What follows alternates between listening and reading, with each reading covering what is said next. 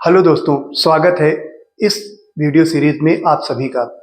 इस वीडियो के माध्यम से हम लोग पढ़ने जा रहे हैं कर मुक्त आय, यानी कुछ आय ऐसी होती हैं जो इनकम टैक्स में पूरी तरह से टैक्स फ्री हैं। तो आज हम उन कर मुक्त आयों के बारे में पढ़ेंगे। हमने कुछ MCQ क्वेश्चन लिया है और उन क्वेश्चन के माध्यम से कोशिश करेंगे कि आपके सभी कॉन्सेप्ट को क्लियर करें। तो आइए देखते हैं क्वेश्चन नंबर 1। तो देखिए, क्वेश्चन नंबर 1 में आपसे पूछा गया है, निम्न में से कौन सी आय कर मुक्त है, टैक्स फ्री है, यानी ऐसी आय जिस पर आपको टैक्स नहीं देना है। ये ऐसी इनकम है जिसे आपको टोटल इनकम में भी इंक्लूड नहीं करना है। तो देखिए, सबसे पहला ऑप्शन है कोलकाता में कृषि से आय। तो आपको पता है कि एग्रीकल्चर इनकम पूरी तरह से टैक्स फ्री है अगर एग्रीकल्चर लैंड आपकी भारत में हो और उसमें कृषि कार्य किया जा रहा हो या उसे रेंट पे दिया गया हो, तो रेंट या रेवेन्यू उससे प्राप्त होता है, तो ऐसी एग्रीकल्चर इनकम जो है टैक्स फ्री होती है। तो देखिए, ये कोलकाता इंडिया में है, इसलिए एग्रीकल्चर इनकम टैक्स फ्री होगी। दूसरा दिया हुआ है सरकारी प्रतिभूतियों पर ब्याज। तो गवर्नमेंट सिक्योरिटी अगर आपने कुछ ली है, उस पर आपको कुछ इंटरेस्ट मिलता है, तो वो इनकम फ्रॉम अदर सोर्सेज में टैक्सेबल होता है।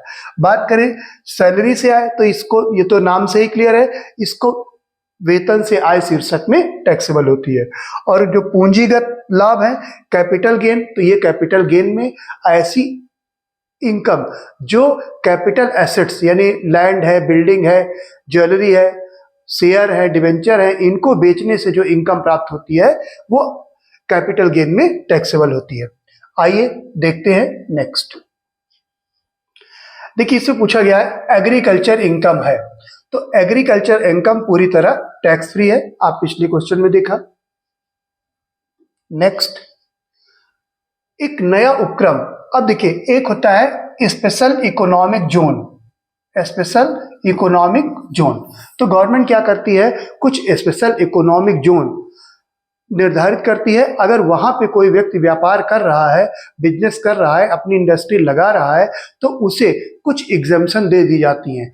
तो उस अगर आपने स्पेशल इकोनॉमिक जोन में कोई बिजनेस स्टार्ट किया है, तो आपको 15 कर निर्धारण वर्षों तक छूट मिल सकती है।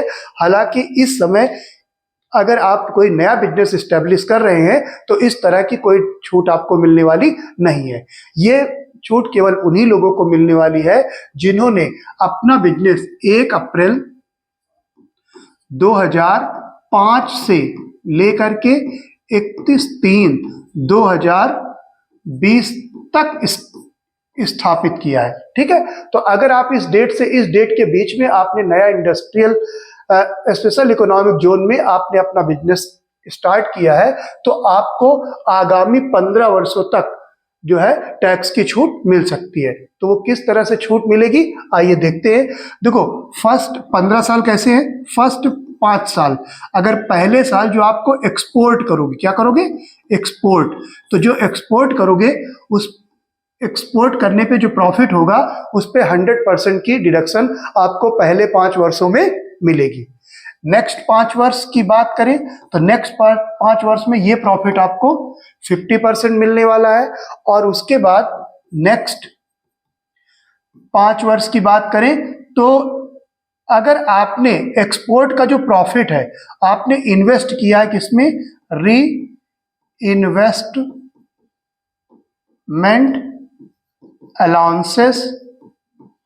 Allowance reserve. तो देखिए, ये एक अकाउंट बनता है, री इन्वेस्टमेंट अलाउंस रिजर्व अकाउंट। अगर इसमें आपने पैसे डिपॉजिट किया है, तो अगले 5 सालों तक आपका जो प्रॉफिट हो रहा है एक्सपोर्ट करने पे, उसका 50% या इस फंड में जितना अमाउंट आपने डिपॉजिट किया है इसकी डिडक्शन आपको मिल जाएगी। तो इसका मतलब क्या हुआ कि आप 15 वर्षों तक नए एस्टेब्लिश बिजनेस का फायदा ले सकते हैं, बशर्ते कि ये आपका बिजनेस इस डेट से इस डेट तक एस्टेब्लिश हो जाना चाहिए। ठीक है, आइए देखते हैं नेक्स्ट क्वेश्चन। कर मुक्त आयों का उल्लेख आयकर अधिनियम की किस धारा में किया गया है। तो देखिए, आयकर अधिनियम की धारा 10 में कर मुक्त आयों का उल्लेख किया गया है। इसमें 3 तरह से कैटेगराइज किया गया है। एक है सभी व्यक्तियों के लिए, सभी के लिए, मान लो कि सभी के लिए कर मुक्त आय। उसके बाद कर्मचारियों यानी एम्प्लॉइयों के लिए कर मुक्त आय, और संस्थाओं के लिए कर मुक्त आय। ठीक है, तो इनको जो करदाता है इनको 3 टाइप से कैटेगरीज किया गया है। सभी के लिए कर योग्य कर मुक्त आय, यानी एम्प्लॉय जो कहीं जॉब कर रहे हैं उनके लिए कर मुक्त आय, और ऐसी संस्थाएं जो अपनी सेवाएं दे रही हैं उनकी आय कर मुक्त है।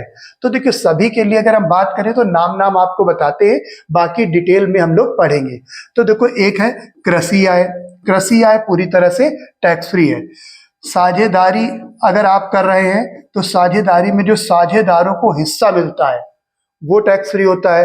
अगर आप हिंदू अनडिवाइडेड फैमिली का बिजनेस कर रहे हैं एंटिटी के रूप में, तो इनके सदस्य जो है जब आपस में प्रॉफिट को बांटते हैं तो वो टैक्स फ्री होता है। इसी तरह अगर कोई डिजास्टर आ जाए, कोई आपदा आ जाए, तो गवर्नमेंट अगर उसको कंपनसेशन किसी को देती है, हर्जाना देती है, तो वो पूरी तरह से टैक्स फ्री होती है। इसी तरह भोपाल गैस त्रासदी 1985 पे हुआ था, तो उसमें बहुत सारे लोग मरे थे, बहुत सी पब्लिक की प्रॉपर्टी नष्ट हुई थी, तो उसके बदले में जो आपको कंपनसेशन मिला वो भी टैक्स फ्री है। आपको बहुत सारे गवर्नमेंट समय समय पर पुरस्कार देती है या स्कॉलरशिप स्टूडेंट्स को देती है, तो ऐसी आय जो है सबके लिए टैक्स फ्री है। ठीक है, उसके बाद कर्मचारी, देखो यहाँ पर जो सैलरीड एम्प्लॉयड है, यानी कि जो कहीं जॉब कर रहे हैं, तो जब जॉब करते हैं तो उन्हें बहुत सारे अलाउंसेस मिलते हैं। वो अलाउंसेस कुछ पार्ट टैक्स फ्री होता है, कुछ टैक्सेबल होता है। जो हम सैलरी का पढ़ेंगे तो उसमें इसका पूरा डिटेल से पढ़ेंगे। उसके बाद अगर हम संस्थाओं की बात करें तो कुछ ऐसी संस्थाएं हैं जो पब्लिक वेलफेयर के लिए काम करती हैं, समाज के लिए काम करती हैं, तो उनकी आय भी टैक्स फ्री होती है। जैसे समाचार पत्र एजेंसियों की आय, ठीक है, इनकी आय टैक्स फ्री होती है। स्कूल कॉलेज यूनिवर्सिटी की आय टैक्स फ्री होती है। नगर पालिका, नगर महापालिका, नगर निगम की आय भी टैक्स फ्री होती है। ठीक है, तो इस तरह बहुत सारी संस्थाएं हैं, हम लोग जब आगे के डिटेल में पढ़ेंगे तो उनको पढ़ेंगे। अभी आपको याद रखना है कि कर मुक्त आयोग का जिक्र जो है आयकर अधिनियम 1961 की धारा 10 में किया गया है। ठीक है, देखिए धारा 80C में डिडक्शन मिलती हैं। कौन सी डिडक्शन? जैसे आप LIC करा लेते हो, प्रोविडेंट फंड में डिपॉजिट कर देते हो, तो मैक्सिमम 1.5 लाख तक की डिडक्शन आपको टोटल ग्रॉस टोटल इनकम में मिलती है 80C में। 13 धारा ये आय के विभिन्न मदों को दर्शाती है। अब धारा 12 की बात करें तो आयकर अधिनियम की जितनी भी परिभाषाएं मुख्यतः दी हुई हैं कि आय क्या है, करदाता क्या है, पर्सन क्या है, टैक्स असेसमेंट ईयर क्या है, तो इस तरह की डिफिनीशन जो दी है वो सेक्शन 2 में दी गई है। आइए नेक्स्ट देखते हैं। संसद सदस्य को प्राप्त होने वाला दैनिक भत्ता। तो देखो, जो आपके यहाँ संसद सदस्य होते हैं, मेंबर ऑफ पार्लियामेंट, उनको जो दैनिक भत्ता मिलता है, डेली अलाउंसेस मिलता है विधायकों को, सांसदों को, वो पूरी तरह से टैक्स फ्री होता है। हालांकि इनको सैलरी भी मिलती है, लेकिन इनकी salary income from other sources में टैक्सेबल होती है, क्योंकि नियोक्ता और कर्मचारी का संबंध, यानी सैलरी लेने वाले और सैलरी देने वाले के बीच एम्प्लॉयर और एम्प्लॉय का रिलेशन होना चाहिए, तभी वो इनकम फ्रॉम सैलरी मानी जाएगी।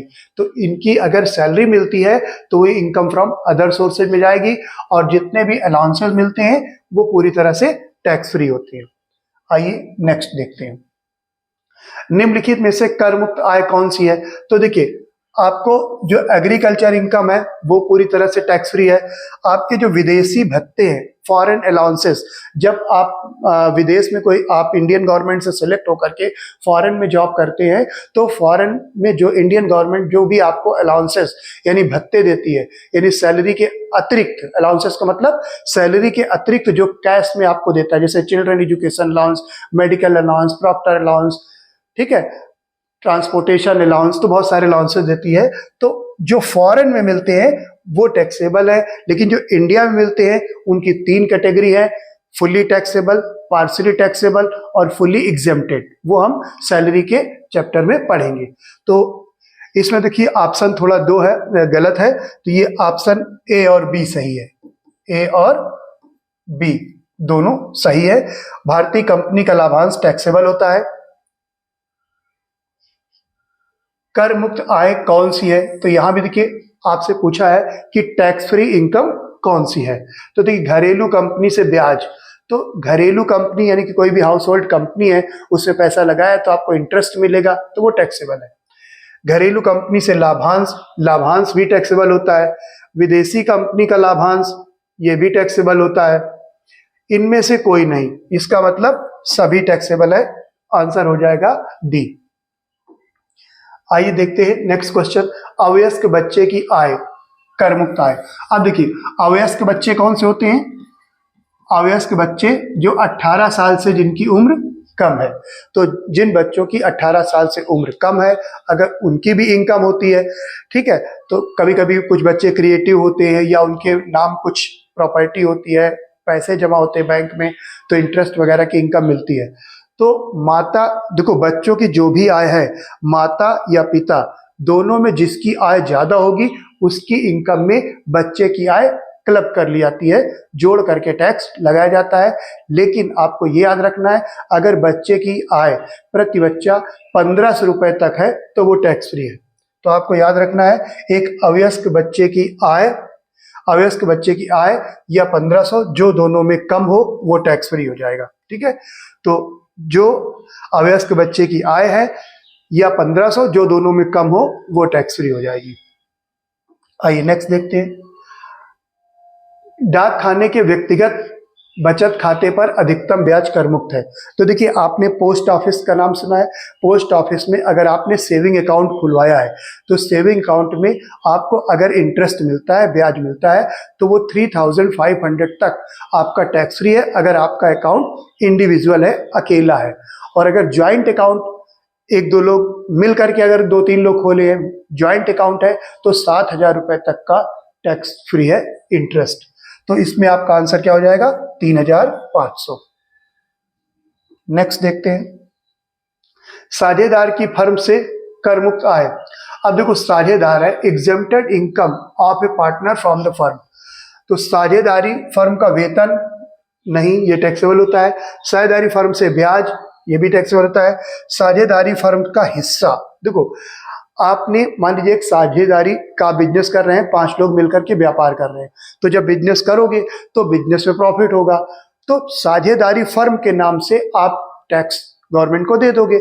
अब उसके बाद जो प्रॉफिट बचेगा वो पांचों शेयर होल्डर आपस में बांट लेंगे, पांचों पार्टनर। तो जो पांचों पार्टनर को अलग अलग हिस्सा मिलेगा वो टैक्स फ्री होगा, क्योंकि अगर इस पे टैक्स लगाते हैं तो डबल टैक्स हो जाएगा। ठीक है ना, तो ये आपका साझेदारी फर्म की आय का हिस्सा जो है टैक्सेबल होगा। नेक्स्ट चलिए, तो ये आपके कुछ वेरी इंपॉर्टेंट क्वेश्चन है। हमने कोशिश की है कि आपको कम समय में एक बहुत कम क्वेश्चनों के थ्रू आपको कॉन्सेप्ट को क्लियर किया जाए। आई होप ये क्वेश्चन आपकी एबिलिटी में हेल्प करेंगे। Thank you for watching.